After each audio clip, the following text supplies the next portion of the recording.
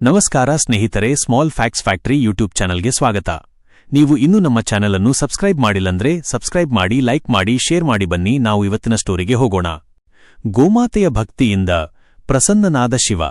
ಹಳೆಯ ಕಾಲದಲ್ಲಿ ಒಂದು ಶಾಂತವಾದ ಹಳ್ಳಿಯಲ್ಲಿ ಸರಳ, ಭಕ್ತಿಯುತ ಗೋಸೇವಕನೊಬ್ಬನಿದ್ದ. ಅವನ ಹಸುಗಳ ನಡುವೆ ಒಂದು ಮೃದುವಾದ ಬಿಳಿ ಹಸು ಇತ್ತು. ಆಕೆಗೆ ನಂದಿನಿ ಎಂದು ಹೆಸರು. ನಂದಿನಿಗೆ ಶಿವನ ಮೇಲೆ ಅಪಾರ ಭಕ್ತಿಯಿತ್ತು. ಪ್ರತಿದಿನ ಯಾರೂ ಹೇಳದಿದ್ದರೂ ಆಕೆ ಕಾಡಿನೊಳಗೆ ಹೋಗಿ ಹಳೆಯ ಅಶ್ವತ್ಥ ಮರದ ಕೆಳಗೆ ಅಡಗಿದ್ದ ಶಿವಲಿಂಗದ ಮೇಲೆ ಹಾಲನ್ನು ಸುರಿಸುತ್ತಿದ್ದಳು. ಇದು ಆಕೆಯ ನಿತ್ಯದ ಪೂಜೆಯಾಗಿತ್ತು. ಒಂದು ದಿನ ಗೋಸೇವಕನು ಗಮನಿಸಿದನು, ನಂದಿನಿಯ ಹಾಲು ಹಳ್ಳಿಗೆ ಮರಳುವಾಗ ಕಡಿಮೆಯಾಗುತ್ತಿದೆ. ಕುತೂಹಲದಿಂದ ಆಕೆಯ ಹಿಂದೆ ಹೋದನು.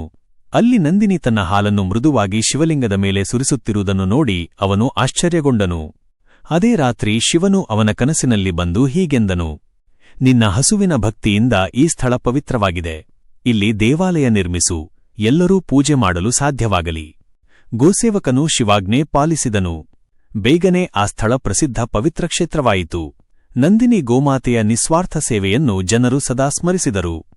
ನಮ್ಮ ಚಾನೆಲ್ ಅನ್ನು ಸಬ್ಸ್ಕ್ರೈಬ್ ಮಾಡಿ, ಲೈಕ್ ಮಾಡಿ, ಶೇರ್ ಮಾಡಿ. ಧನ್ಯವಾದ.